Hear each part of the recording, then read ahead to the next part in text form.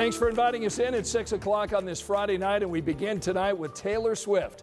Her first Eras Tour concert now just 1 hour away.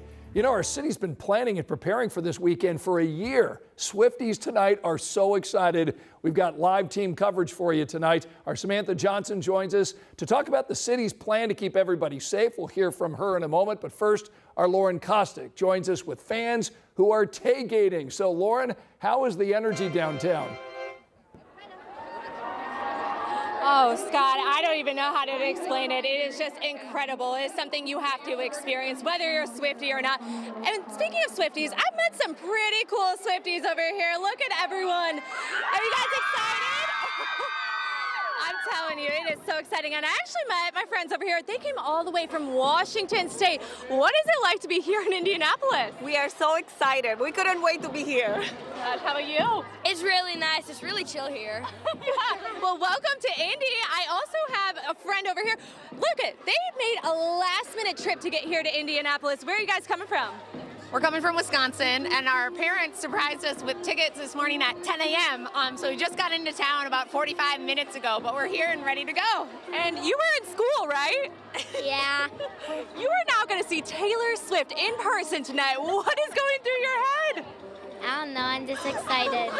Oh, you got to be more excited. What song are you looking forward to? Probably Lavender Haze. And I can tell by your outfit, you are all ready. And we've been talking about these friendship bracelets. I've been collecting some, and I have a couple friends over here. Look at all of these. Let's see. Look at all these bracelets. Oh my gosh, I love it. I got to give you guys some now. Holy moly, don't worry, Scott. I'm bringing some back for you too. Look at all these bracelets. It is so fun out here. This is just an incredible feeling. We're at Taylorgate. They're going to be doing this from Saturday to Sunday. You have to come down here to experience this. It is just incredible. We have all the information on our website. Back to you. Yeah, we're happy all those Swifties are in town. Thanks, Lauren. The excitement surrounding Swift City Weekend includes the Indianapolis Zoo. Out there, they're rolling out the pink carpet for Swifties for its Wildest Era weekend events taking place all weekend. You can trade friendship bracelets, join a scavenger hunt, try some Swiftie-themed food, and pick up special swag. The Indianapolis Zoo is a great part of the Indianapolis community. I think families love being able to come and celebrate lots of different holiday and family traditions. And so being part of this massive Swift City takeover, the Indianapolis Zoo is excited to share our animals and our love for the city with everybody else. Now, these events run from 2 until 6. Admission is $19.89, and that includes access to the zoo. Well, Metro Police right now are ramping up efforts to keep everybody safe, given that we've got hundreds of thousands of Swifties in our city. Samantha Johnson is outside Lucas Oil Stadium with what fans need to know. Sam?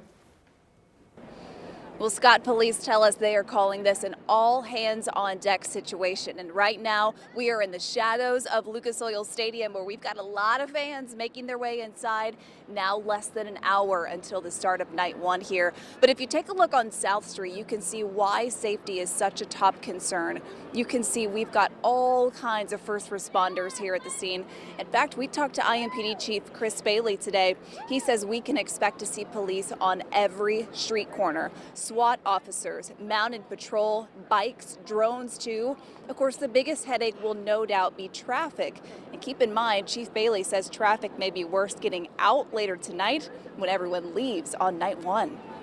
Get here early, be prepared to stay a little bit later. It is going to be a struggle. Our officers will get out and direct traffic and move things along as best they can. So we've put all those street closures and parking maps for you at WTHR.com. And listen, if you're walking around downtown this weekend, Metro Police are asking a few things from you too, okay? Stay on the sidewalks, cross on the crosswalks, and stay alert as you spend your time here in downtown. More tips, more maps, more street closures for you at WTHR.com. Scott, we're getting closer. Less than 1 hour away. They're ready.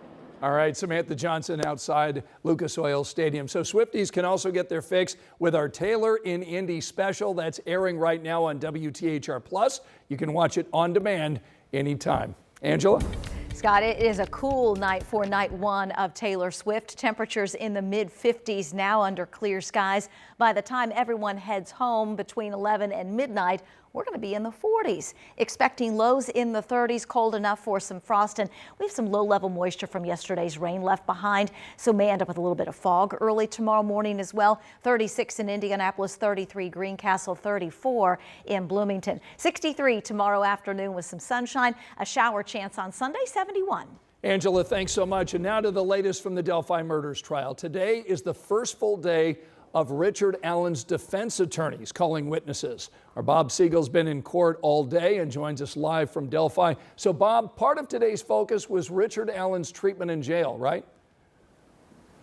Yeah, today, Scott, really the defense needed to play damage control. That's because yesterday, you'll remember, the jury got to hear a bunch of jailhouse phone calls, and in those calls, Richard Allen confessed multiple times to killing Abby and Libby. So to counter that damaging evidence today, the defense had what sounded like a good idea.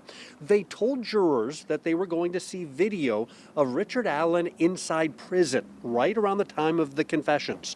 Video showing him chained and shackled as he moves through the prison and his bizarre behavior during the time frame of the incriminating statements. But the jury never got to see that video. Prosecutor Nick McLeland objected because the defense cannot confirm the actual dates when the videos were taken. The judge and attorneys discussed this for over an hour, twice sending the jury out of the courtroom while things were being worked out. Ultimately, the judge said she will allow the videos to be shown, but only if the defense is able to verify the dates. So that evidence might be coming on another day. The jury did get to hear from a behavioral health specialist for the Indiana Department of Corrections. Dr. Deanna Dwanger testified that Richard Allen was diagnosed with serious mental illness and also determined to be gravely disabled around the time of his confessions. Dr. Dwanger also said she was concerned about Allen's complete lack of privacy and the threats he got from other inmates. And she said the amount of time he spent in solitary confinement was toxic and could have caused his mental health to deteriorate. So, no compelling videos for the jury to see today, but the defense did get to plant some seeds in jurors' minds that might make the jury question the legitimacy of Allen's confessions.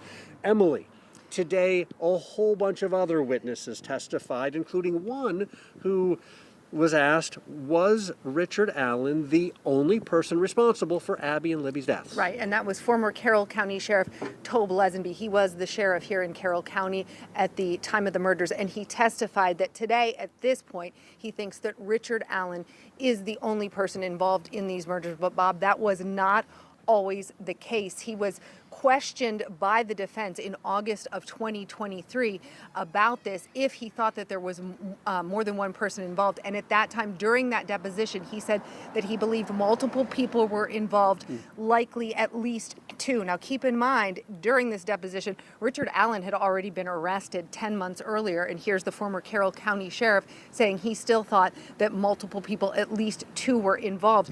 He was also asked during that deposition in August of 2023 if there were other investigators who thought that more than one person was involved. And today he testified that at that deposition, he told the defense team, yes, lead investigator Tony Liggett also believed the same thing. But today his testimony was, now, at this point, he believes Richard Allen is the only person involved. But again, not always the case. And we did get a ruling from the judge today, a very important ruling. Big ruling. We know that the defense has been trying to admit this alternate theory of how the girls were murdered, that they were killed in a ritualistic killing. And they have also wanted to admit third-party suspects, other names of people that they think were involved. And Judge Gall ruled today that's not going to happen. She said that the defense had not drawn a nexus linked to these people and linked this theory to this crime. So she said, no, not now. So, Scott, that takes away a big part of what the defense was hoping to tell the jury about. That will impact the defense. It will also potentially impact the length of this trial. Again, we are now into just day 2 of the defense, their witnesses and their evidence. Still a long way to go, though, as we continue to bring you daily coverage here from Delphi. Scott, we'll send it back to you. All right, Bob Siegel and Emily Longneck are in Delphi for us tonight. Thanks so much. And remember to catch our Delphi Debrief show. It airs tonight at 10 over on WTHR Plus. This is our in-depth look at this trial. You can get WTHR Plus on Apple TV, Amazon Fire Stick, and Roku. It is the final weekend before Election Day. Ahead, what you need to know before heading to the polls between now and Tuesday. Plus, we want you to meet the familiar face taking over the head coaching job with the Indiana Fever. All next.